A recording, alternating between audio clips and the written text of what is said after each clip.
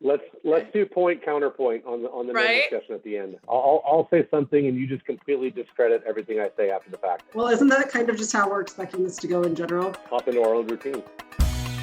Hi, everyone, and welcome to the Solar Review podcast. I'm Rachel Shapira, Director of Residential Financing, and I'm taking the reins from Tom Miller today. He's listening in as producer, so thanks, Tom, for letting me take over the Baywatch airwaves. So with that, I'm excited to dive into the exciting world of residential financing with my two esteemed colleagues, Greg Fisher from Goodleap and Robin Kenkel from Spruce.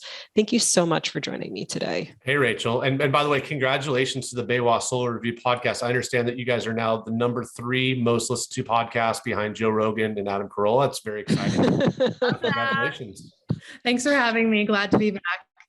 Glad to have you. Both Robin and Greg have been on the podcast back in August of 2021. It's some really helpful insights on how installers can best work with solar financiers. But let's get down to business today. Let's talk briefly about the recent trends in residential financing. What are you both seeing these days? Why don't we start with Robin? What's on your radar? What's going on in residential financing? I think there are a lot of things happening in the residential solar industry right now. I know there's new entrants that are coming into the lending space. We have more roofers who are also getting into the solar side of the business. We're seeing new technologies like solar roof. And we're also seeing, I think, a lot more bundling of ITC items, more home improvement into the solar loans. Our proposals have gotten much more quick and efficient, which may be a double-edged sword for the consumer versus the commission for the salesperson. System maintenance and O&M is really becoming, I think, a big trend, at least, from my point of view. And I think that we'll also continue to see more acquisitions and further consolidation. I wouldn't be surprised if we saw that as well, Robin. How about you, Greg? What's on your mind? If I were to keep the 2 bullet points, merger, acquisition, new entrants, right? So the landscape is changing, or evolution of existing players that are in the space somewhere in the downstream value chain, trying to evolve and maybe offer something that they previously have not offered, or it's not usually thought of in their core competency. The second trend that we are seeing that we know is coming, that we haven't felt the impact yet, but we will, are interest rates. So we are going to see upwards of 9 consecutive quarters if interest rate increases as it stands today, or at least what they're forecasting, with potentially some of those quarterly interest rate increases being as much as a 0.5 point, which traditionally, when the Fed does adjust interest rates, it's usually no more than a 0.25 point. Hasn't happened more than 20 years. It could be coming. So that is interesting. I think it may not be the right word to capture what we're keeping our eye on, but there definitely will be an impact. And not necessarily a negative impact, but there will definitely be an impact on the downstream residential solar space. Thanks for that point, both of you. You brought up a lot of excellent trends that I'm also anticipating, and others I'm talking to are anticipating. We just have such great insights. But I'd like to actually tag on the point Greg just brought up for a moment, diving into the interest rate conversation. As everyone's aware, low interest rate loans have been leading the residential solar market for many years. What do you think is going to happen to products like this? And what do you think kind of ripple effects do you anticipate seeing in the industry if interest rates rise as everyone is expecting? Greg, I'll start with you since you brought this up. So I don't expect or anticipate that every platform is going to react or respond exactly the same. And the reason for that is they all have different capital providers. They all have different covenants with their capital. They've all gone about securing capital in different ways. So I think you have to look more broadly at typically what happens to other asset classes and cost of goods sold historically when you see interest rates rise. I think the misconception is that rising interest rates and loans maybe at a 299 or a 399 as opposed to a 199 or a 149 slows the growth of the industry. That has not been the experience, at least in the last 5 or 6 years, when loans have really become the preferred or dominant method of acquiring a solar system. So if you look back to 2018, most of the quote unquote low APR loan products in the marketplace were 399s, primarily 20-year 399s. The industry grew 35 or 36% that year, right? So if you look at kind of how we view commodity adjustments in pricing, as we're seeing right now with materials, the industry adapts. And quite frankly, that's still a relatively low cost to the homeowner. And in most markets in the US, there still will be a value proposition that gives them an option or an opportunity to save money, at least have a lower obligation to their loan payment than they do to their utility company day one. Now, that's a really broad stroke that I've just kind of painted there. Some platforms may have enough capital secured at a lower rate already to carry them through for a few months. Some may decide that they want to keep a low APR product in place, and therefore they would have to make adjustments to their program fees to not only help offset the risk of that loan, but also what the spread is going to be between the capital provider and what they lend that for. So there's a lot of different levers that you can pull. So I don't think everybody's going to respond in the same way. There will be an adjustment period, but I just don't feel like it's going to be this massive crash that happens in the space where nobody knows how to sell a slightly higher APR because the cost of capital has gone up.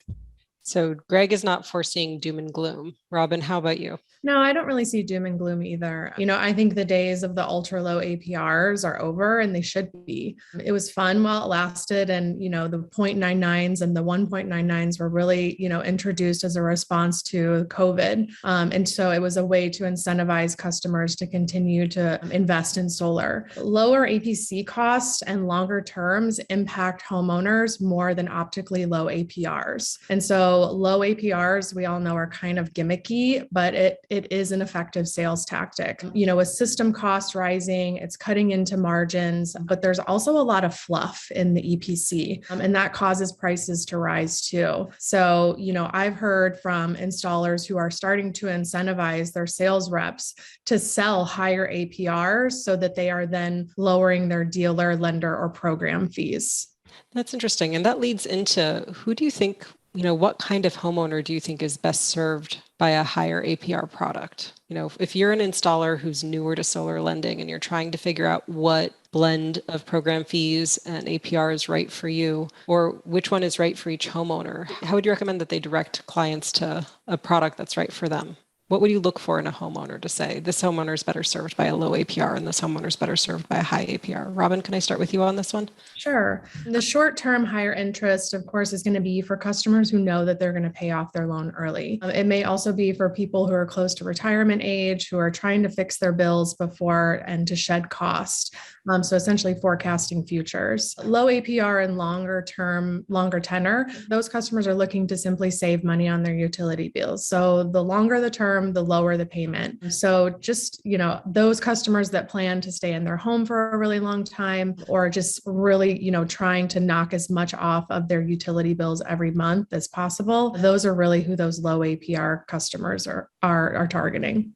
Thanks. Anything to add, Greg? No, it's an interesting question. Most finance platforms do not market to the consumer directly. So we do use our contracting partners and by extension, their sales force to reach the homeowner to offer these services and products. And so finance companies spend a lot of time training these sales forces for compliance reasons, but also how do you help direct the homeowner to the best solution for them? So I agree with what Robin says. I think the challenge is how do we make sure that the tip of the spear, if you will, is making sure that they're educating the homeowner on what the options are and the differences in why a higher APR product might be better for them based on whatever their personal situation might be. I'm going to circle back to something. And again, I don't have a crystal ball, but when we talk about what happens if APRs go up, and I've seen a lot of chatter on some of these sales platforms on Facebook and other mediums where there's a lot of speculation. And I saw one user say, well, expect your program fees to go up as well. And I think it's just important that people remember that program fees that every finance platform has, that is a part of how they get capital from the capital providers. It's a way for the capital providers to secure essentially an unsecured asset. It is a sliding scale based on the risk and the yield of that loan product. And so long-term low APR products do have higher risk associated with them traditionally in other asset classes. And therefore the securitization of that loan does cost a little more. If the market does shift to a 299 or a 399 medium, okay, and that's speculation, that doesn't necessarily mean that the program or the quote unquote dealer fees associated with those products go up, quite frankly, because according to capital providers, there might be less risk and there might be slightly more potential yield if that loan does go over the period of 20 to 25 years. So that is somewhat of the stabilizing force here. And also why I don't necessarily foresee a massive shift if we do see that the cost of capital continues to go up and therefore the capital providers have to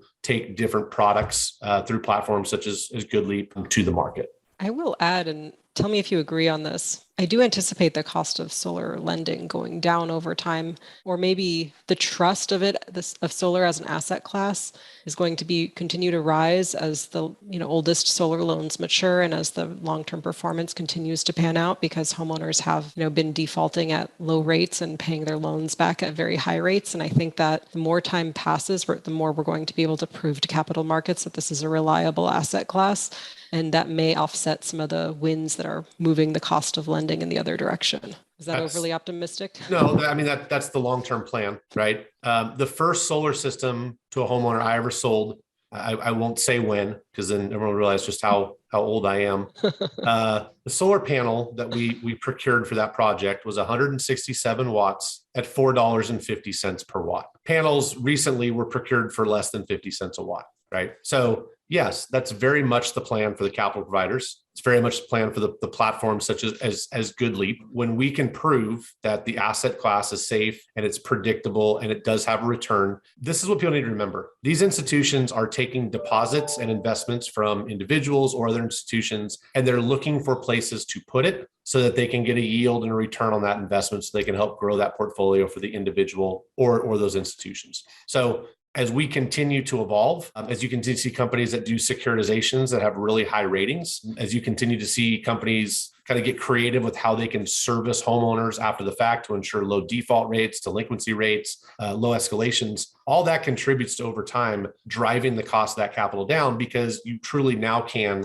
take what is an unsecured asset and maybe it doesn't need quite as much security in it as it previously did. And so take that $4.50 per watt panel, and now it's 50 cents a watt. I mean, over time, that is what all platforms are moving towards and striving for. We do not get the entire program fee. Mosaic doesn't, Sunlight doesn't, Dividend doesn't, right? We perform a service. We all have a marketplace. We bring people together. I like to joke with people that, we could be distributors, if you will. That's how strong our margins are. We just have to be really good at it and build it at scale and be able to provide a lot of really good service to a lot of end users and a lot of contractors.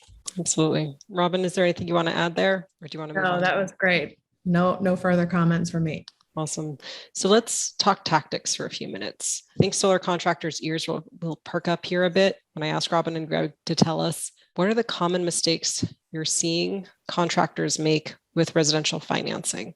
I also want to hear if you have insight into any opportunities on the horizon. But let's just start with the small or big mistakes you'd both like to flag for the audience when contractors are working with solar financiers. Robin, can I start with you here? Sure. I have a laundry list here, but we'll try to keep it short and concise. I think, number one, I'm still seeing misleading marketing, free solar, we're over that. And so I think it's time to start cleaning that up. Installing solar on sites that are not optimal for solar. So with a lot of shading, north-facing planes, really terrible roof tilt systems, subcontracting without proper QA/QC of third-party installers. This can be very costly, and it can cost you your relationship with your finance company. I'm also seeing that dealer fees are not being calculated correctly. I think this is a really big problem in the industry. The correct calculation is cash price divided by 1 minus the dealer fee. It's not cash times the dealer fee. And so that change in the margin can affect the overall profitability of a project. I don't think that we're forecasting very well either, especially to our distributors. So,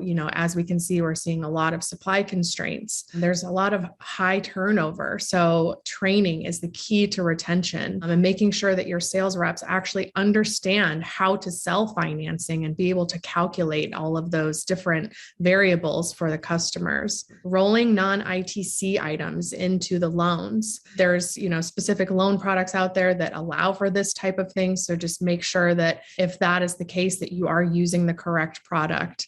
And I think too, we're not as an industry really trying to push down the sales cost and some of those, fluff that gets added into the overall loan. And so I think long-term that hurts us as an industry, because as compared to Europe, they are sub $2 a watt for the entire EPC with install, and their labor costs are higher. And let me see one more thing. And I think, yes, the last thing is always leading with the lowest APR, because that may not be in the best interest of the customer. Yes, it's probably easier to sell, but it's not necessarily, again, in the best interest of the customer. I'll hand it over to you, Greg. I mean, you didn't leave anything left for me, Robin. As it pertains to financing, I think Robin, touched on a few things. I personally spend a lot of time with small and mid-size installers, whether they're new, whether they're growing, maybe they do 10 or 12 installs a month and they're completely content doing that. And the conversation we always have is, hey, let's stop thinking 6 days down the road. Let's start thinking 6 months down the road. Let's not think what's happening next month. Like, what does the next year look like? And the reason for that is, a lot of these small to mid-size installers, it's anomalous to when we talk about, the U.S. economy, and everyone says that small and medium businesses, local businesses, are the heartbeat of the U.S. economy, they're the foundation. And I believe that long-term firmly, the small, mid-size regional installers will serve that same role in our industry. So when Robin talks about, are we just chasing the lowest APRs? Are we just chasing the lowest program fees? One thing to keep in mind is when you work with a finance provider as the contractor of record, the liability really is with you, the contractor. Was the system sold compliantly? Is the contract, fair and reasonable? Did you live up to the terms and conditions of your contract? Did you get the system operational? I mean, all those things. And if you are working with a finance platform and you willfully neglect to meet your obligations, or you're not able to, you possibly could have the liability of that loan on your company. And so the idea is that we're making sure that we're thinking about long term and how do we do things the right way. And it's not just about today, but what is happening tomorrow. Are we working with sales organizations that are acting honorably and morally and ethically, or is it just I can make the quick buck? And that kind of dovetails into less of a finance related issue, but something that we are constantly having conversations about now. And it probably plugs into supply chain at some point, Rachel, which I'm sure we're going to get to. Robin talks a lot about the fluff and the EPC costs. A lot of small, mid-size installers now are really having a tough time because as the module price increases have taken effect, the commodity price increases, obviously freight costs 4 times as much now for a manufacturer to ship product overseas than it did a year and a half ago. A lot of these contractors are absorbing that cost because they are deathly afraid to have to go back to their sales partners and renegotiate or adjust the price so that these costs get passed through. And so my concern is that is a short-term solution and probably doesn't have a happy ending for a lot of these contractors if they're going to get squeezed by 15, 20 cents a watt on every project. And I don't know any other product right now where the costs have gone up significantly. I bought a steak last week at the grocery store. It used to be $8, now it's $12. The grocer did not say, hey, sorry about that. I'll eat the extra $4, right? You pass it along to the consumer. And so it is a concern. And I don't want to say that they're doing it wrong because I can understand their position. But this is where you have to have a conversation with those sales organizations or your sales partners and say, hey guys, we're all feeling the pain with this. And ultimately, though, it's the consumer's responsibility to absorb it if this is a good and service that they elect to engage with right now. And so if I squeeze you, Robin, as the contractor for, I'm not going to accept, an additional higher quote unquote red line. And if so, I'll go down the street and then I put you out of business. Well, now I've got to go down the street anyways, except I've got 3 or 4 other sales organizations that are all trying to get in with the same contractor. Now I've got a bottleneck, right? So there is a domino effect. And it is something that we continue to try to talk to installers about and sales organizations about how do we make this work so we can get through this next 6, 9, 12 months. And by the way, it is 6, 9, 12 months where, the industry comes out stronger, you have stronger partnerships and stronger relationships. And we're not harming the contractors to the extent that they're not going to be able to continue to serve the regions and the communities that they do today. Yeah, I think the underlying point, though, is that a lot of contractors think that the price squeezes that are happening now, both in labor costs and material costs, are extremely short term and are going to go away fast enough that they can absorb the hit right now. But I think to your point, these are not things that are going away overnight and will affect the installer's cash flow and ability to stay in business and continue to serve their customers. Robin, is there anything you wanted to add to what or build on what Greg said? No, I think he pretty much summed it up, but maybe we can move on to opportunities because we talked a lot about the negative. But, I am seeing, there are definitely opportunities out there for contractors to increase efficiency. So like there are new services out there that can help them reduce costs. So like think about like rooftop delivery services, proposal software where you can outsource your proposal writing, new technologies that are available on install day to help you install faster. To a point that Greg made, like I think what we're really lacking in the industry is transparency.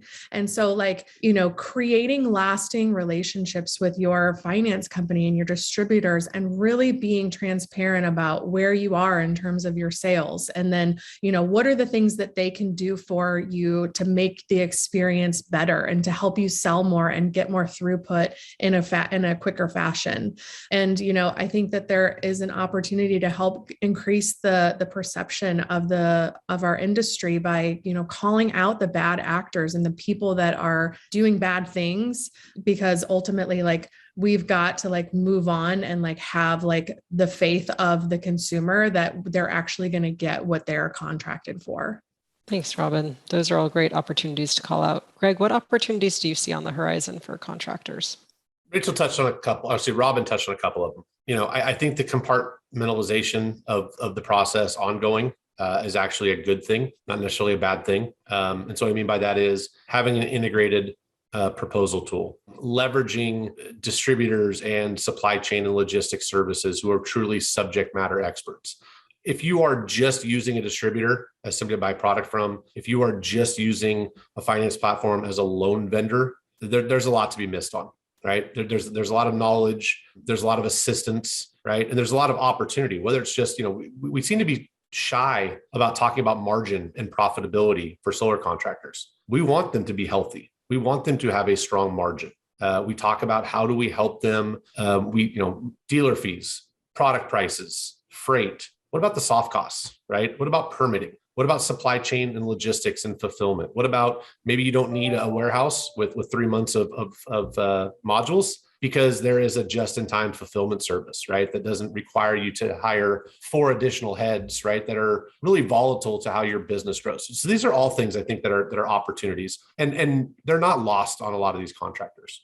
They're aware of it. They understand it. In some markets, it's been such a continued period of hyper growth that stopping and catching your breath and being able to address some of these needs hasn't been able to be a priority, and for good reason. I think there's a lot of resources in the space, and there's a lot of resources where people on this call with the companies they work with, can make available. But, I think with any type of evolution of an industry, and we're going to see it again, right? It's almost like it's 2013, 2014 all over again. A lot of consolidation at all levels. I mean, I've never seen distributors consolidating or mergers and acquisitions or in the space. It's happening up and down. And I think ultimately it's going to be a good thing for the industry. I also think that there's going to create a lot of opportunity for contractors to leverage the value that these new, combined entities or these spin-off entities can bring to the table.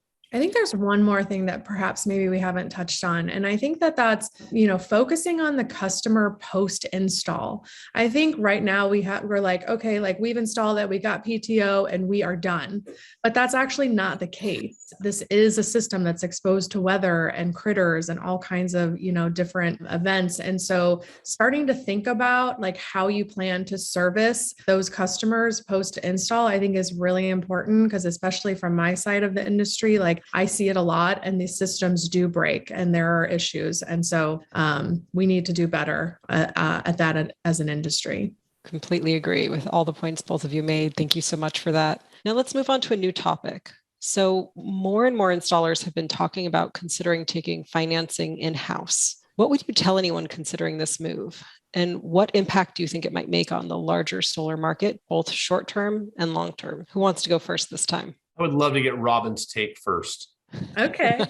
Love that. I'd say good luck. If I had $1 for every time I heard about disintermediation, I could retire already. Origination platforms do provide a lot of value, and that capital markets and installers need and want. Europe has kind of already learned this lesson as well. I think that bringing in new entrants, like as we talked about before, is definitely going to compress margins at the finance companies. There are people out there that are looking for low dealer fee options because they, think and want to talk about price transparency. But the installers don't necessarily have the data that the finance companies do in order to properly assess the risk. So how can you, as a contractor, if you don't really know your customer's profile, like how can you build an in-house finance option? You need to understand like what risk assumptions are being made for your consumer. What is it by credit band? Like how are you going to service your portfolio? What about collections? And all of these different services cost money. I have heard from a few different installers that they're working with credit unions, local credit unions. It kind of gets a little hairy there because they are not as used to this type of asset class like the Loan Pals and some of the larger, Good Leap and Mosaics of the world. I still call you guys Loan Pal. But ultimately, like it can be done. And I think that it is used as a source of capital for those that don't pass through the other financing options. However, this perhaps comes at a cost because you're not going to get that advanced disbursement like you do with the big lenders. They're going to be much more arduous in terms of the process and the paperwork that they need. I've heard from folks that are working with credit unions that, there's a lot more customer sign-offs, there's installer sign-offs. They don't get a large majority of the payment until after PTO. And so like for a contractor, that absolutely kills cash flow. And so I would be very, very careful. Make sure that you have the right people and the right skill sets on your team if that's something that you are considering. Thanks, Robin. Greg, do you have anything to add there? I think what sometimes gets lost, and this is finance platform, or I'm going to be a distributor or be an installer, is when you have a handful of companies in a space that are really good at something and they make it look really easy, it tends to lend to people thinking that they can do it and maybe they can do it for a little bit less, maybe they can do it a little bit better. I am still learning things about Good Leap's business that blows me away of just the complexity of it all. And it's not just us, it's Mosaic, it's Dividend, it's Sunlight, it's a handful of others. We do what we do it really well. Sometimes if there's a hiccup, the installer or the contractor is almost appalled because they're not used to hiccups. So whether you're talking about the technology, whether you're talking about the back end, who goes and negotiates your capital for you? How much capital are you going to negotiate for? Because the risk associated with the loan is not, it's only one aspect of it. It's like anything else. If I want to buy a pallet of modules from you at Baywatch, I'm probably going to pay a little bit more on unit cost than I would if I came back and said I want to buy a megawatt.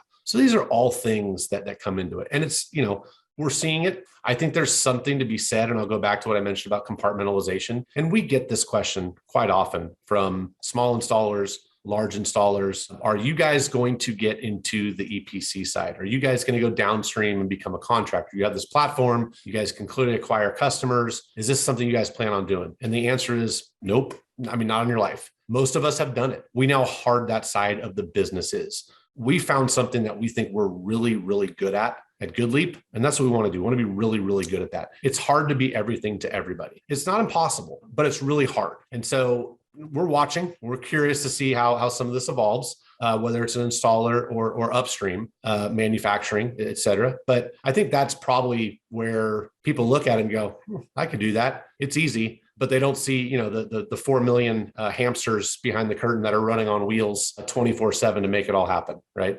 I think one of the things when this topic comes up for me is also who manages compliance and consumer protection, because I have personally seen financiers kind of act as that intermediary when there is consumer protection concerns or compliance concerns that are at the heart of a dispute between an installer and a contractor. And, if the installer is facilitating their own capital, who is that impartial third party in the dispute, and who facilitates consumer protections? And then, if enough misunderstandings or compliance violations hit the 10 o'clock news, what does that do to the solar industry? And what kind of regulatory impacts could that potentially have in the form of more intensive regulatory scrutiny, and how that could potentially reshape our industry? I think you and Robin have both touched on something. I think it's just important to make the distinction. There is a difference between, hey, we are doing our own in-house financing in the manner in which the three of us have just kind of described, or we have partnered with a local credit union, or we partner with an institutional bank where we're going to white label their financing and offer it through us. And there is a difference. There's a distinct difference there.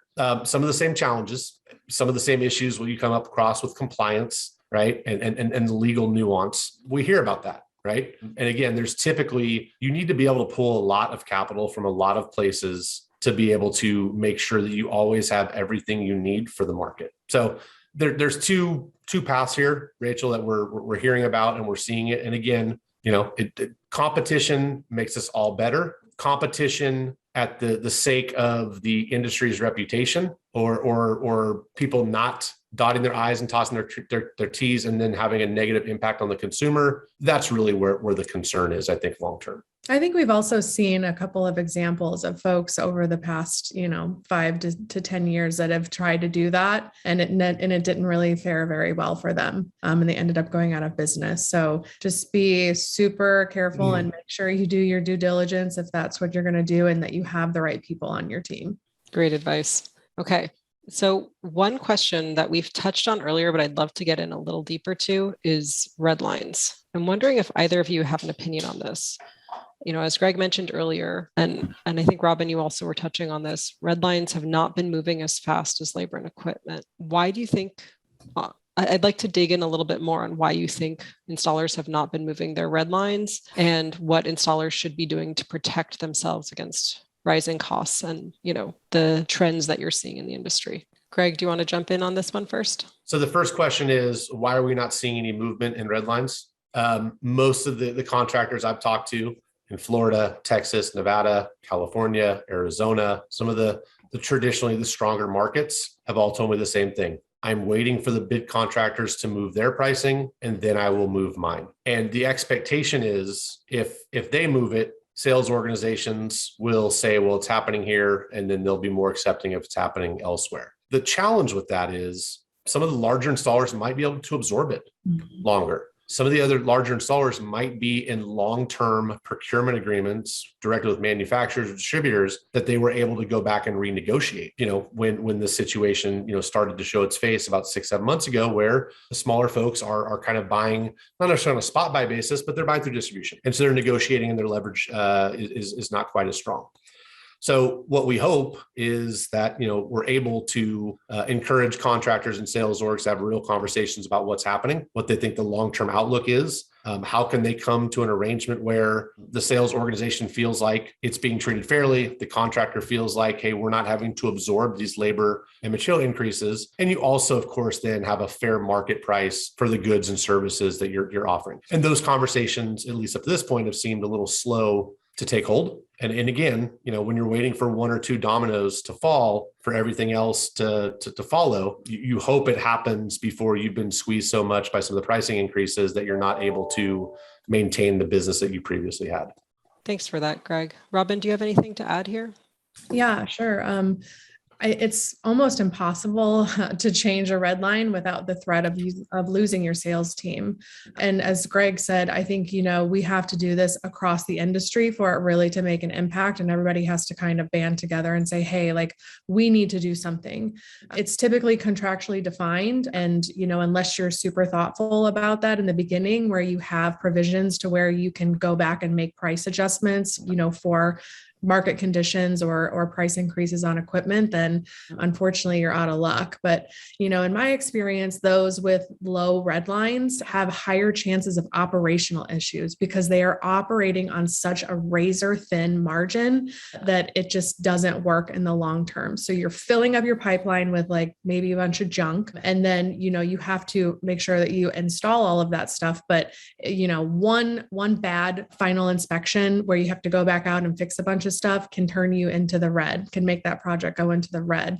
And so if your operations are not dialed in every market, it can cost you dearly. And, we've seen this in the past couple of years with some very large integrators with sub $2 per watt red lines, and it did not work for them in the long term. So there are people I know that have already raised their red lines. They're operating at a much higher red line than most of their competitors, but they have very fast installs and they are killing it. They're 45 days installed PTO. So you really, as a contractor, need to understand what your true cost stack is and also your overhead and the installation cost. I just think that, we're trying to attract these sales groups to build the volume, but then we don't have the operational competency in the back to, be able to withhold the margin that they receive on those projects.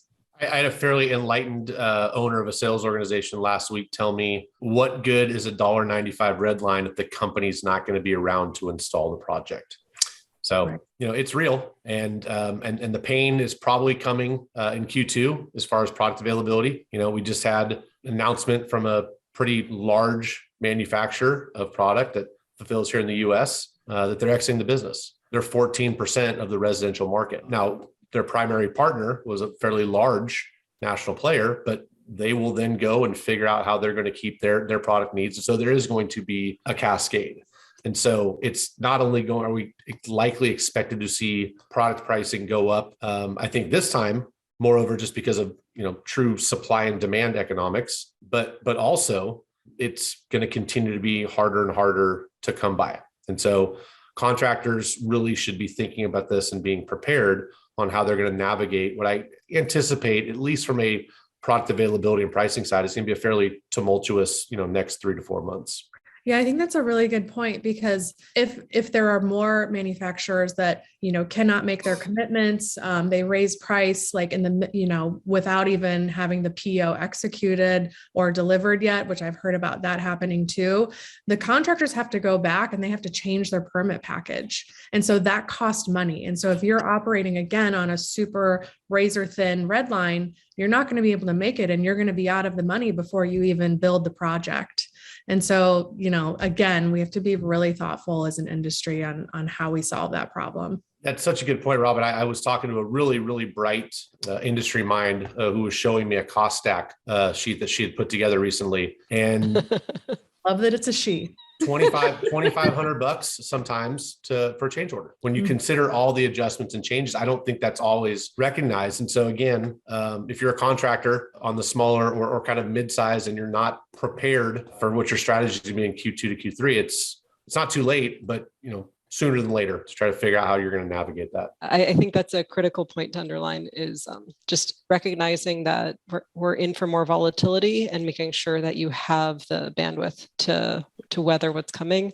And to a point that Greg brought up earlier in the conversation, leverage your finance partners and your distribution partners. We want to help you through this, and we have a lot of subject matter expertise, and we have a lot of skin in the game in making sure that you can weather these waters, and we want to help you through it. So definitely reach out and talk to us.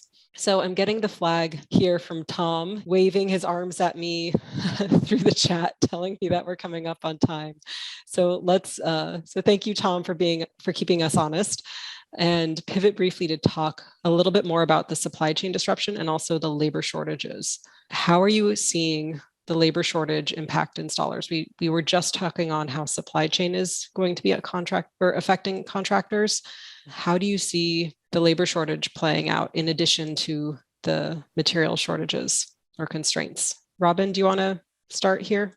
Yeah, sure. And the folks that I talked to, they weren't necessarily seeing labor shortages as much as like more equipment constraints. I think that there is a flood of labor into the market, historical service industry folks, roofers, pest control, like they're all like trying to get on the bandwagon of solar. So I feel like we're doing a little bit better on the labor side as compared to the equipment side. However, we are seeing very big constraints on the equipment side. Just this week, I got notice, of an OEM that, is 2 months out on production. And so like these things are actually still happening, and, and it's getting not better, but maybe perhaps worse. So, I think there's two conflicting schools of thought. Some people, especially some of the OEMs, are saying, oh, this is going to be over Q2, Q3 of this year. But I think, more generally, like we're not going to be kind of out of the woods until late 2023. Yeah, I've definitely heard analysts I respect give similar timelines. Greg, how about you? What are your thoughts on how supply chain and labor are going to be impacting installation timelines and installers? Yeah. So on the labor component, I think it's more of a reallocation of labor than a shortage. And what I mean by that is Robin's right. There's a lot of new entrants into the space. If you're skilled solar installer, if you are an electrician or you're a master electrician, there's opportunities for you to really cement your relationship with your employer right now, and employers are recognizing that. So installers that traditionally had not offered benefits, installers that traditionally had paid by piece instead of hourly. I mean, these things are now starting to evolve as these companies evolve and realizing that this is really where we shine. If you are an EPC, a true EPC that outsources all of your sales activity, this is the most valuable component to your entire organization, is how well that these individuals as teams perform in the installation side. And so what's happening is some companies are getting more aggressive in finding really high quality, highly skilled labor to come bring them on board. So it's not I'm leaving for 25 cents an hour anymore. It's there's $2 an hour that I'm getting offered over here, plus benefits, plus I'm also getting a week or two paid vacation. So if you think about that, I mean, if you take $2 an hour, right, over the course of a year, I mean, that could be upwards of a 5% increase, right? That's not insignificant, plus paid time off, plus benefits, plus more flexible work schedules. That's what EPCs are having to migrate towards to ensure that they have quality installers and they have installers that are going to stay with them.